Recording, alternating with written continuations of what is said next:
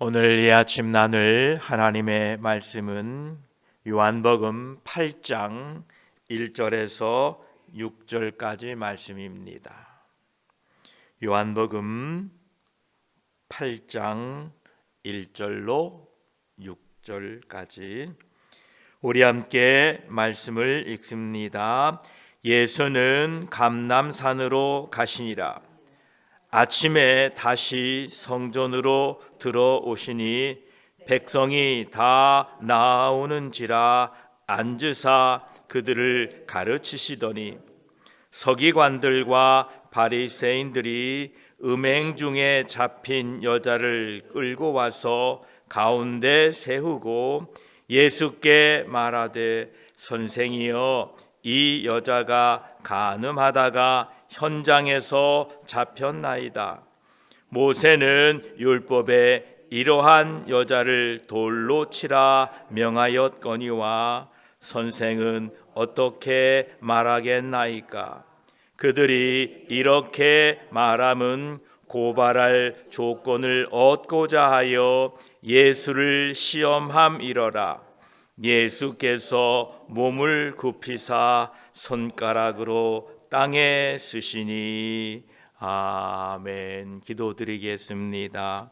하나님 아버지, 이 새벽에 우리를 깨워주시어서 주의 전에 불러 예배로 하루를 시작하게 하시니 감사합니다.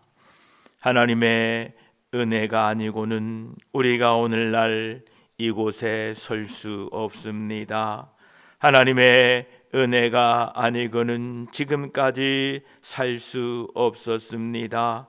주님 오실 그날까지 또 하나님의 은혜로 살아갈 것입니다. 오늘 또 우리에게 하나님의 한량없는 은혜를 부어주시사 위로하시고 소망 주시고 힘 주셔서 믿음으로 한 날 걸어가도록 도와주시옵소서. 말씀을 나눌 때에 성령 하나님 함께하여 주시옵소서. 우리 구주 예수 그리스도의 이름으로 기도드립니다. 아멘.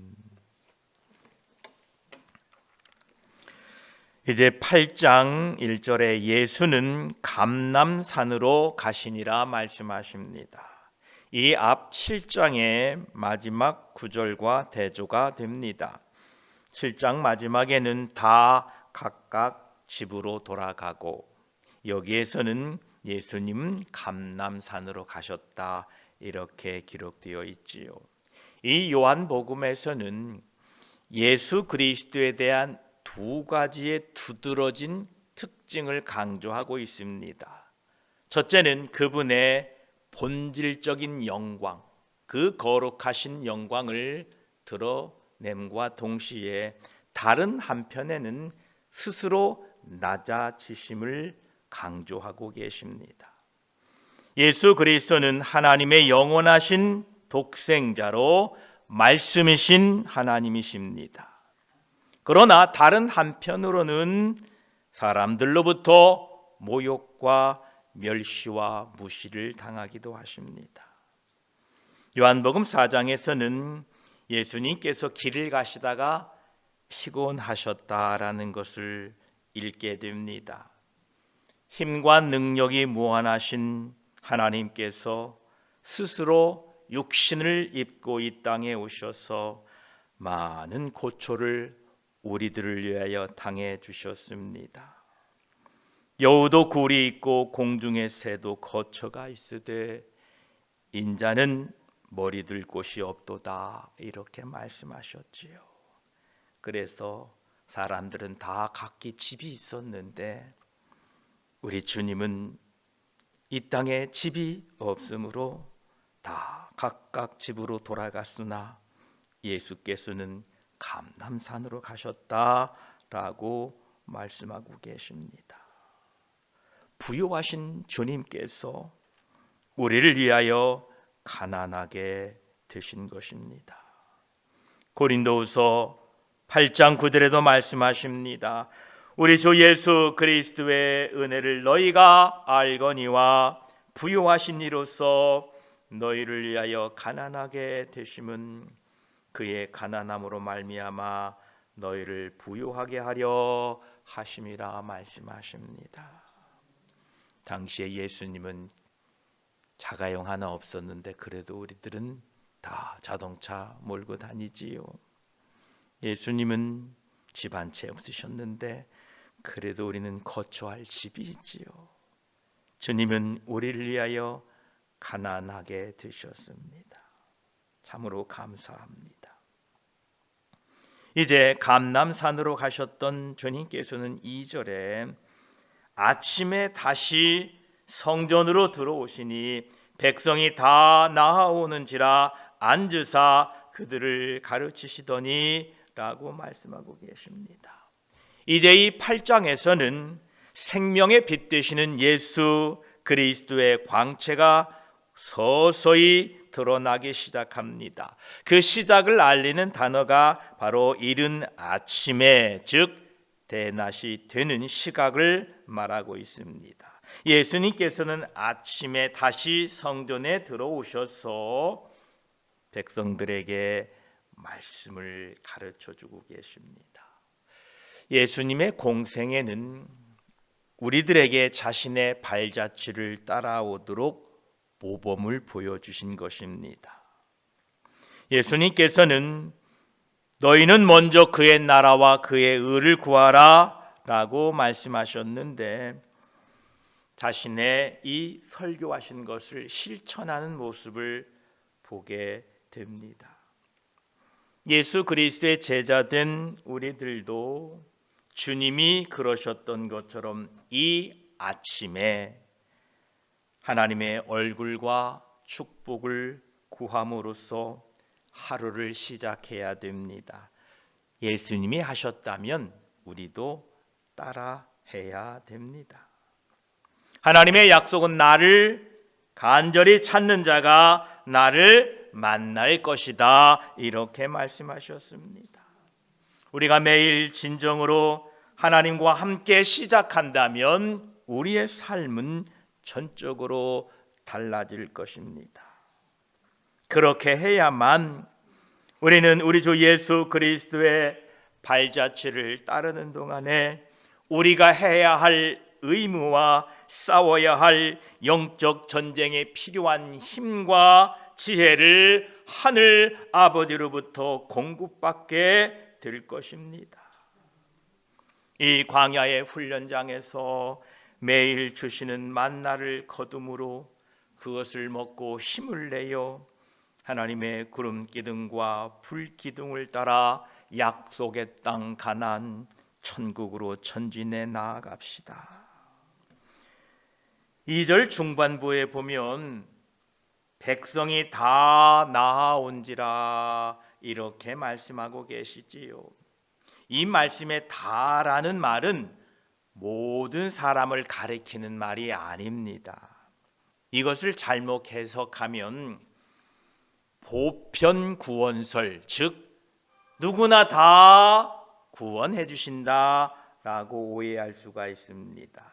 그러나 이 다 나아오는지라라는 것은 전부를 말하는 게 아닙니다.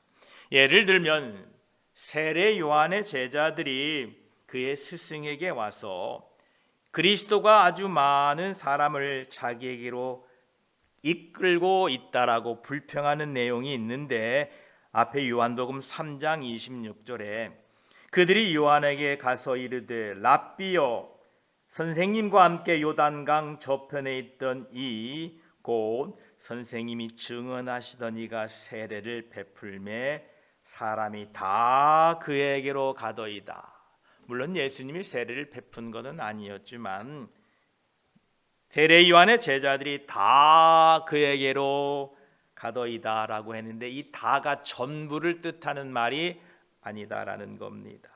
또한 예수님께서 요한복음 12장 32절에 내가 땅에서 들리면 모든 사람을 내게로 이끌겠노라 라고 말씀하셨는데 이 말씀 역시 모든 사람은 다를 가리키는 것이 아니라 모든 종류의 신분의 모든 다양한 연령의 모든 민족과 열방 중에 하나님의 부름을 받은 사람들을 가리키는 말입니다. 이제 주님께서는 성전에 나오시사 앉으사 그들을 가르치셨다라고 말씀하고 계십니다. 이 요한복음에는 예수님께서 서서 때로는 다니사 그리고 오늘 2절 후반부에는 앉으사라는 이런 독특한 표현을 하고 있는데 바로 예수 그리스도의 권위와 성품을 나타내 보여주고 있습니다. 예수님께서 서서라는 말은 그분의 인격과 거룩함에 대하여 주의를 기울이게 합니다. 탁 서서 말씀을 전하시고, 예수님께서 다니셨다라는 말은 사람들에게 자신을 나타내시고 보여주셨음을 말씀하고 있습니다. 오늘 2절 후반부에 나오는 앉으사라는 말씀은 겸손하고 온유하게 그리고 은혜로우심을 우리에게 강조하고 있습니다. 우리들이 어릴 적 영화를 보고 음악을 듣고 자기가 좋아하는 배우나 가수들의 흉내를 내어 따라하곤 했습니다. 심지어 어린아이들은 배트맨 흉내를 낸다고요? 목에다가 보자기를 이렇게 메고 높은 곳에서 배트맨, 슈퍼맨 하고 이렇게 흉내 내다가 사고를 당하기도 하지요. 지금 와서 생각하면 그저 웃음만 나옵니다. 지금 우리의 인생에 롤 모델이 있습니까? 누군가 따라하고 싶고 누군가를 닮아가고 싶은 사람이 있습니까? 우리 모두에게 우리 주 예수 그리스도가 롤 모델이 되시기를 축복합니다. 그래서 그 어린아이들이 슈퍼맨, 배트맨을 흉내내고 따라하려고 했던 것처럼 어린아이와 같은 마음으로 주님의 겸손을 따라하며 그분의 성품을 닮아가며, 아니 그분의 성품을 닮아가기에는 너무 큰 격차가 있으니 흉내라도 내면서 삽시다. 예수님 비슷하게 흉내라도. 조영기 목사님이 한참 이 순복음 재단의 순복음 교회에 아주 큰 센세이션을 일으켰을 때 많은 순복음 교회의 목사님들이 조용기 목사님 말투를 흉내내고 미십니까 하고 이렇게 따라하는 것을 보게 됩니다. 그만큼 그분의 영향을 받고 싶고 그분처럼 그렇게 설교하고 영향력 있는 목회자가 되고 싶었던 마음이어서 그런 줄 압니다. 저와 여러분 오늘 또 우리 인생의 롤 모델이 예수 그리스도가 되어서 그분을 따르고 그분의 마음을 품고 그분의 생각을 닮아가시기를 축복합니다. 예수님께서는 이제 백성들에게 겸손한 마음으로 온유한 마음으로 가르치시는데 이 다른 한편에서는 3절로 6절까지를 보면 서기관들과 바리새인들이 나옵니다. 이제 말씀을 전하고 있는데 3절에 서기관들과 바리새인들이 음행 중에 잡힌 여자를 끌고 와서 가운데 세우고 4절에 예수께 말하되 선생이여 이 여자가 간음하다가 현장에서 잡혔나이다. 5절에 모세는 율법에 이러한 여자를 돌로 치라 명하였거니와 선생은 어떻게 말하겠나이까. 6절에 그들이 이렇게 말함은 고발할 조건을 얻고자 하여 예수를 시험함이러라. 예수께서 몸을 굽히사 손가락으로 땅에 쓰시니 라고 말씀합니다.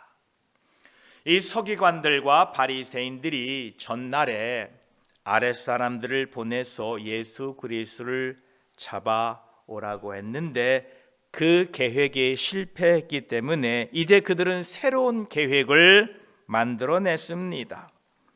그들은 예수 그리스도를 이 진퇴양난에 빠뜨리려 했습니다. 사자처럼 어르렁 하고 아주 포효해서 예수 그리스도를 잡으려고 했으나 실패하자 이번에는 뱀의 간계를 사용하는 것을 보게 됩니다. 그 원수들의 끔찍한 악의가 분명하게 드러나 보입니다. 그들은 간음한 여자를 예수께 데려온 것은 그들이 그녀의 행동에 놀랐기 때문도 아닙니다. 그녀가 하나님의 거룩한 법을 깨트린 것을 슬퍼했기 때문은 더더욱 아니었습니다.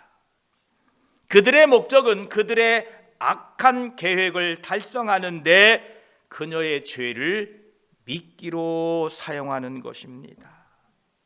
그들의 이 냉담한 마음은 야비하고 참 안타깝습니다. 잠언 3장 29절엔 말합니다. 내 이웃이 내 곁에서 평안히 살거든 그를 해하려고 꾀하지 말라. 다른 사람을 죽이려고 하지 말라라는 말입니다. 잠언 25장 18절에도 자기의 이웃을 쳐서 거짓 증거하는 사람은 방망이요 칼이요 뾰족한 화살이니라 말씀하십니다. 지금 서기관과 바리새인들은 무한하고 지혜이신 예수님께 도전하고자 제기했던 문제가 바로 이 문제입니다. 여자가 간음하다가 현장에서 붙잡혀 왔는데 율법은 그녀를 돌로 치라고 합니다. 여기에 대하여 여지가 없습니다. 그것이 율법이니까. 그래서 그들은 선생은 어떻게 말하겠나이까? 라고 묻습니다. 참으로 교활한 질문입니다. 예수님께서 긍휼하신 마음으로 그녀를 그저 용서하고 보내라 라고 말씀하셨더라면 그들은 예수님을 하나님의 법에 대하여 반대한다라고 고소할 것이며 또 예수님이 말씀하신 내가 율법이나 선지자를 폐하러 온 줄로 생각하지 말라 폐하러 온 것이 아니요 완전하게 하려 함이라 라고 말씀하신 그 말씀이 거짓이 입증되었다고 말할 것입니다. 그러나 예수님께서 그 여자를 돌로 치라 말씀하셨더라면 그들은 그가 세리와 죄인들의 친구라는 사실을 조롱했을 것입니다. 그들이 친구라고 하면서 이제는 배신하고 죽이라고 하네 라고 조롱했을 것입니다. 한편 예수님께서 이 범죄한 여자에게 내릴 형벌을 무시한다면 그들은 죄와 타협했다고 고소했을 것입니다. 다른 한편 예수님께서 그녀에게 형벌을 선고하면 예수님께서 직접 말씀하신 하나님이 이 세상을 사랑하사 세상을 구원하시려 아들을 보내셨는데 세상을 심판하려 하심이 아니요 그로 말미암아 세상이 구원을 받게 하심이라 라는 이 말씀은 또한 어떻게 되겠습니까? 그러므로 여기에 딜레마가 있는 것입니다. 이 사건은 사악한 자들이 그들의 악한 계획을 성취하는데 하나님의 말씀 성경을 인용할 수 있음을 보여준 예입니다. 그들이 지금 5절에 뭐라고 말하고 있습니까? 모세는 율법에 이러한 여자를 돌로 치라 명하였거니와 하면서 모세의 율법을 거론합니다. 그러나 그 모세의 율법을 거론하는 사람들은 어떻습니까? 모세의 율법을 전부 지켰나요? 그렇지 않습니다. 그들은 하나님의 말씀의 검을 증오하는 자들을 향하여 겨누려고 했습니다. 이것은 굉장히 위험한 생각입니다. 하나님의 말씀의 검을 자신의 증오 대상에 댄다는 것은 위험합니다. 왜냐하면 그들은 그 날카로운 칼이 그들에게 겨누어져 있음을 알아야만 됩니다. 우리는 모든 하나님의 말씀 앞에 자유로울 수가 없습니다. 우리 속담에 뭐 묻은 개 뭐란다 이런 얘기가 있지요.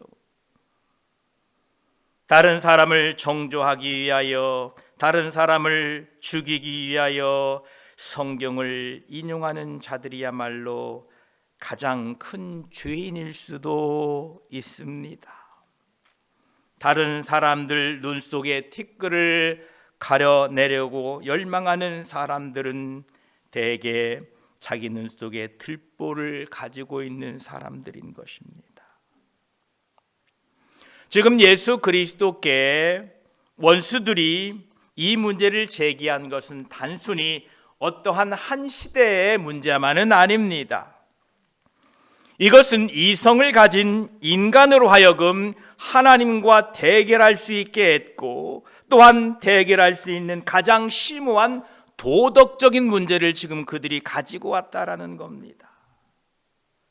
정의와 자비가 어떻게 조화될 수 있는 문제인가? 지금도 같은 문제가 있습니다. 의의 법은 그것을 범한 자에게 불가피하게 벌을 요구합니다. 음행을 했으니 죽어야 된다. 만약에 그 요구를 저버리는 것은 무정부 상태를 만들게 됩니다. 게다가 하나님은 의로우실 뿐만 아니라 거룩하십니다. 그리고 그 거룩함은 악을 불태우고 그의 임재는 더러운 것을 허용하지 않습니다. 오늘 또 이러한 문제가 우리 앞에 있다는 것입니다. 그렇다면 율법은 그러한데 비참한 죄인은 어떻게 되겠습니까? 그녀는 분명 율법을 범한 자입니다. 그것은 또한 그가 도덕적으로 더럽혀져 있음을 드러냈습니다. 그녀의 유일한 소망은 자비에 있습니다. 그의 구원은 오직 은혜로만 가능합니다. 그러나 정의의 검이 자비의 진로를 막았을 때에 어떻게 자비를 행할 수 있겠습니까? 거룩함을 무시하지 아니하고 어떻게 은혜가 행사될 수 있겠습니까? 인간의 지혜로는 그러한 질문에 대하여 답할 사람이 아무도 없습니다. 우리의 이성과 사고로는 이해할 수가 없고 도대체 헤아릴 수도 없는 것입니다. 오늘 이 질문을 제기하고 있는 서기관과 바리새인들 역시 그에 대한 답변을 전혀 알지 못했음이 분명합니다. 그러나 우리에게 굿뉴스, 우리에게 복음은 하나님께서는 이것에 대한 해결책이 있다라는 겁니다. 그 해결책을 우리에게 제시해 주셨고 그로 말미암아 죄인된 우리가 용서받고 살아났던 것입니다. 이제 6절 이 이후의 말씀을 내일 더 조금 살펴보면서 그 하나님의 율법과 하나님의 긍휼이 어떻게 우리에게 적용되는지 계속해서 은혜를 나누고자 합니다.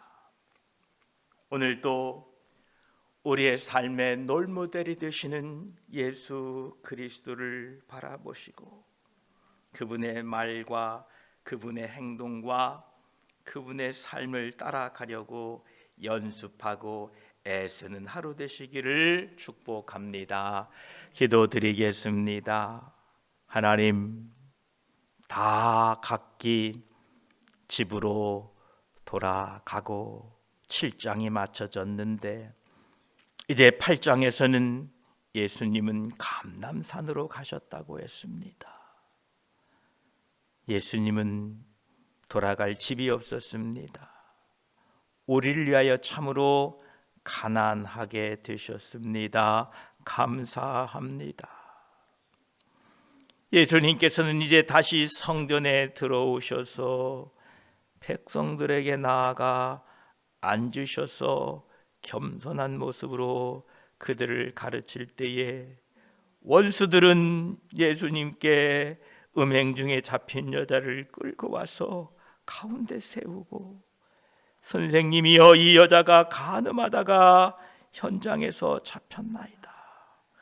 모세는 율법에 이러한 여자를 돌로 치라 명하였거니와 선생은 어떻게 말하겠나이까? 라고 하면서 그들은 그 여인의 죄를 불쌍히 여기는 것도 아니요 안타까워하는 것도 아니고 그 여인의 죄를 미끼로 사용하여 예수 그리스도를 넘어뜨리려고 하고 있습니다. 하나님 불쌍히 여겨 주시옵소서. 우리가 하나님의 말씀을 가지고 사람들을 정죄하고 사람들을 평가하는 곳에 쓰고 있지는 않나. 하나님 우리를 긍휼히 여겨 주시옵소서. 우리는 율법의 입법자가 아니라 준행자인 것을 늘 기억하게 하시고 나를 살필 수 있는 지혜로운 마음을 허락하여 주시옵소서. 오늘도 주님께서는 그 율법과 은혜 앞에 참으로 하나님 어찌할 줄 모르는 죄인을 향하여 긍휼을 베푸시고 살 길을 제시하고 계시니 감사합니다. 그 은혜 때문에 우리가 살았고 그 은혜 때문에 오늘도 우리가 하나님 앞에 나와 예배합니다. 이 은혜를 또 함께 나눌 때에 우리 마음에 기쁨이 있게 하시고 나 같은 죄인을 구원하신 그 크신 사랑을 찬송하고 감격하며 사는 우리들이 되게 하여 주시옵소서. 오늘도 주님을 닮기를 원합니다. 주님이 하신 모든 행동과 말과 그 삶의 모습은 우리에게 본을 보이기 위함인 줄 압니다. 오늘도 주님을 겸손하게 따라가는 복된 우리 삶이 되게 하여 주시옵소서. 감사드리며 우리 구주 예수 그리스도의 이름으로 기도드립니다. 아멘.